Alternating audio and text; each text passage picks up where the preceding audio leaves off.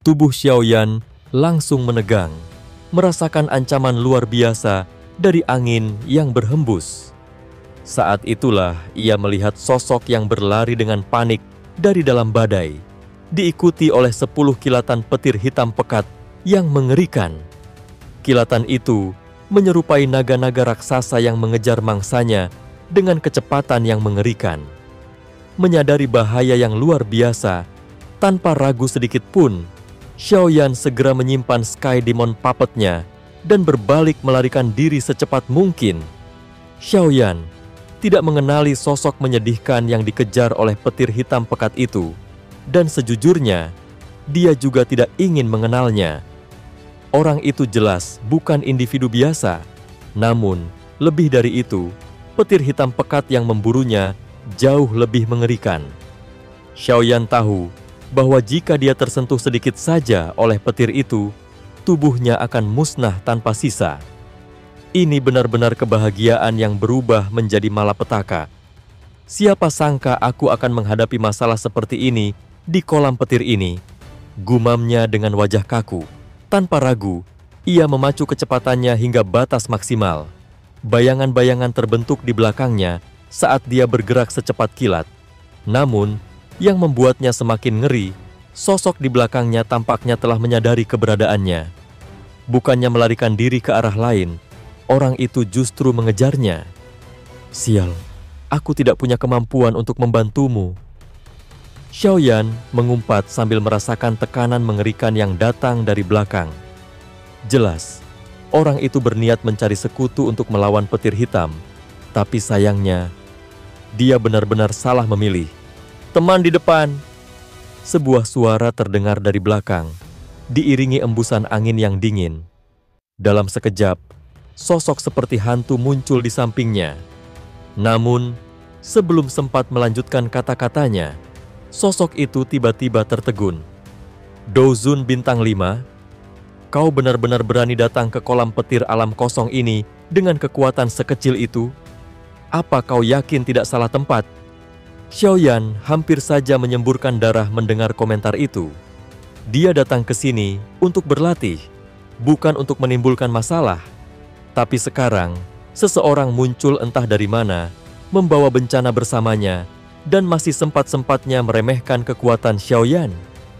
Tanpa menghiraukan rasa jengkelnya, Xiaoyan meningkatkan kecepatannya.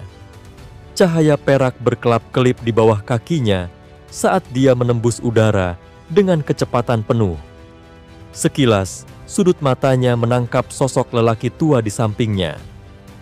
Orang itu tampak tua, dengan rambut putih berantakan menutupi kepalanya. Jubahnya compang-camping, jelas hancur akibat petir. Namun, yang mengejutkan Xiaoyan adalah bahwa meskipun penampilannya mengenaskan, lelaki tua itu masih memancarkan aura luar biasa. Seolah-olah petir yang mengerikan itu tidak mampu benar-benar melukainya. Orang tua ini jelas bukan orang biasa. Dari mana dia berasal?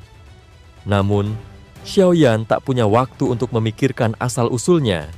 Yang jelas, lelaki tua itu mampu menjelajahi kedalaman kolam petir yang bahkan Xiaoyan sendiri tak berani dekati. Kecepatan serta kekuatannya jelas jauh melampaui miliknya. Saat ketegangan meningkat, lelaki tua itu tiba-tiba tertawa getir. Benarkah? Makhluk sialan di belakang itu benar-benar terlalu cepat. Anak kecil, aku yang tua ini harus pamit dulu. Sebelum Xiaoyan sempat merespons, ruang di depan lelaki tua itu mendadak bergetar dan dalam sekejap dia lenyap. Ketika muncul kembali, dia sudah 1000 meter jauhnya. Bajingan tua! Xiaoyan mengumpat dengan marah. Meskipun kesal, dia tidak berani mengurangi kecepatannya. Sayap tulang di punggungnya mengepak dengan kekuatan penuh, mendorongnya melesat jauh ke depan. Dalam beberapa kilatan, dia sudah berada di kejauhan, tanpa sekalipun menoleh ke belakang. Setelah berlari tanpa henti, akhirnya tekanan mengerikan di belakangnya perlahan menghilang. Xiaoyan tahu bahwa dia telah berhasil lolos dari ancaman petir hitam pekat.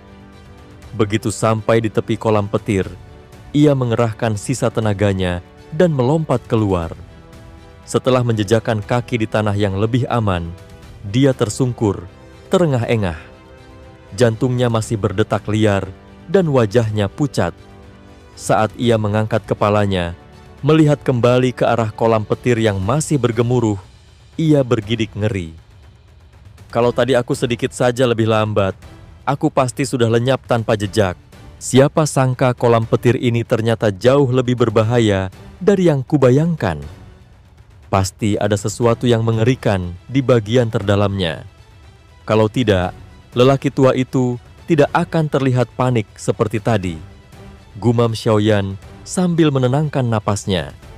Ekspresinya perlahan pulih, tapi pikirannya masih dipenuhi rasa waspada. Benarkah kau pikir makhluk-makhluk itu yang membuat diriku yang dulu melompat-lompat?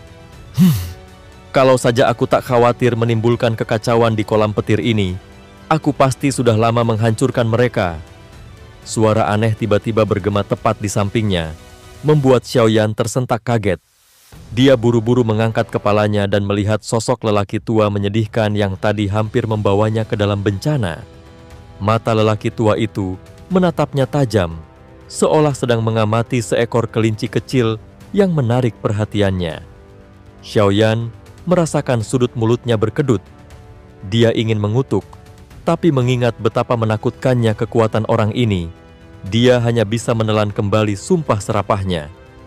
Mengabaikan ketidaksukaannya, ia memilih untuk mengganti topik. "Benda apa yang kau maksud tadi?" tanyanya. Lelaki tua itu menyeringai. Sekelompok monster petir yang memiliki kecerdasan tertentu. Xiaoyan mengernyitkan alisnya, tapi tidak terlalu terkejut. Ia tahu bahwa api surgawi bisa mengembangkan kesadarannya sendiri seiring berjalannya waktu. Jika petir telah terkumpul di kolam ini selama ribuan atau bahkan jutaan tahun, tidak mustahil jika beberapa makhluk unik lahir dari energi tersebut. Tatapannya kembali menyapu lelaki tua itu.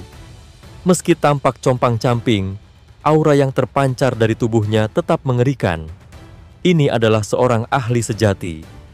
Namun, sikap lelaki tua ini yang selalu berbicara dengan nada meremehkan sungguh membuat Xiaoyan kesal. "Hehe, anak kecil, meskipun tenagamu kurang, kecepatanmu cukup lumayan. Awalnya aku berpikir untuk membantumu, tapi kau malah melarikan diri begitu cepat." Lelaki tua itu terkekeh, menggosok kedua tangannya dengan ekspresi menyebalkan. Xiaoyan tersenyum datar. "Saya hanya beruntung," jawabnya sambil berusaha menahan dorongan untuk memakinya. Siapa yang tahu, apakah lelaki tua ini mengatakan yang sebenarnya atau hanya sekadar bercanda? Namun, sebelum Xiaoyan sempat berbicara lebih jauh, lelaki tua itu tiba-tiba berkata, "Makhluk-makhluk di kolam petir ini sangat unik. Mereka terbentuk sepenuhnya dari energi petir. Jika seseorang bisa menyerapnya, mereka akan menjadi makanan yang sangat lezat. Sepertinya kecepatan dukunganmu cukup bagus. Bagaimana kalau kita bekerja sama dan menjelajahi bagian terdalamnya?" Xiaoyan langsung tersenyum masam. Tanpa ragu, dia menggelengkan kepalanya. Masuk ke bagian terdalam. Lelucon macam apa itu? Hanya satu petir hitam acak sudah cukup untuk membunuhku. Aku tidak akan ke sana, bahkan jika aku dipaksa, pikirnya. Selain itu, setelah melihat cara lelaki tua ini melarikan diri sebelumnya, Xiaoyan tahu bahwa dia bukan seseorang yang bisa dipercaya. Bersekutu dengannya hanya akan menimbulkan lebih banyak masalah. Benarkah anak muda zaman sekarang benar-benar tidak memiliki keberanian lagi? Lelaki tua itu menghela napas, seolah kecewa. Namun, setelah beberapa saat, dia menyeringai. "Sudahlah, kita sudah bertemu, jadi setidaknya aku akan memberitahumu namaku. Nama keluargaku Mang, tapi mungkin bocah kecil sepertimu tidak akan tahu siapa aku." "Mang?" Xiaoyan berpikir sejenak, tapi tak menemukan nama itu dalam ingatannya. Sepertinya, lelaki tua ini bukanlah seseorang yang terkenal di Central Plains. Melihat ekspresi bingung Xiaoyan, Lelaki tua itu menghela napas panjang. Ih, generasi muda yang tidak tahu apa-apa. Sungguh menyedihkan. Xiaoyan hanya bisa diam. Namun, sebelum percakapan mereka berlanjut, suara angin yang tajam terdengar dari kejauhan. Di saat yang sama, sebuah suara jernih bergema di udara. Adik Xiaoyan, apakah kau baik-baik saja? Mata lelaki tua bermargamang itu menyipit. Saat melihat sosok yang melesat mendekat, ekspresinya berubah sedikit terkejut.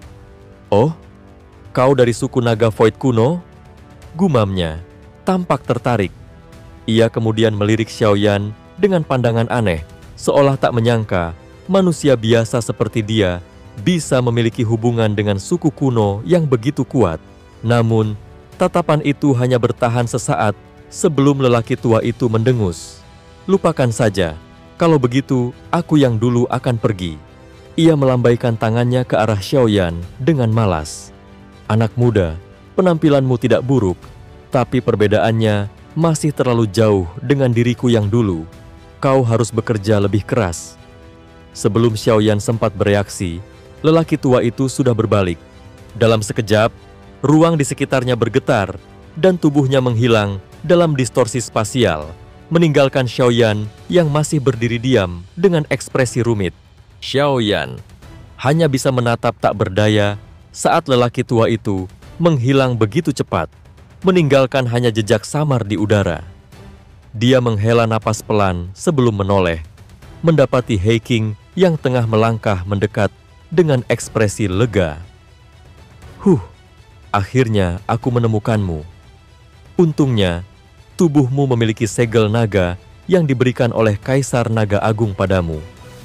Kalau tidak, mencari jejakmu di tempat ini akan jauh lebih sulit, kata He King.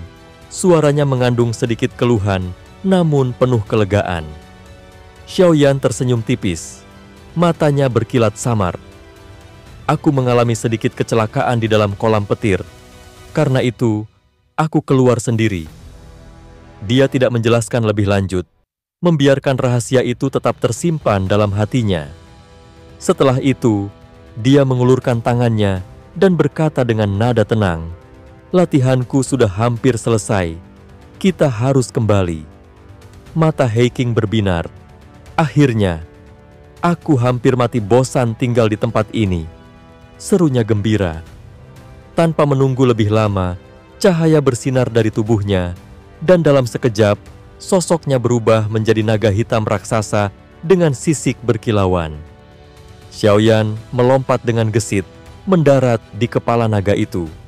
Dengan riungan yang menggema di seluruh angkasa, He King mengepakkan sayap besarnya. Tubuhnya berubah menjadi kilatan cahaya yang melesat pergi, menembus batas langit dan menghilang dalam sekejap mata. Tak lama setelah mereka pergi, ruang kosong di tempat itu kembali bergetar. Fluktuasi energi muncul, dan sosok lelaki tua bermargamang perlahan muncul. Matanya yang tajam menyipit saat menatap ke arah kepergian Xiaoyan. "Xiaoyan," gumamnya pelan, seolah mencoba mengingat sesuatu yang terkubur dalam ingatan. Nama ini terdengar familiar. Suara gumamannya menghilang bersama hembusan angin yang dingin, menyisakan misteri yang menggantung di ruang hampa.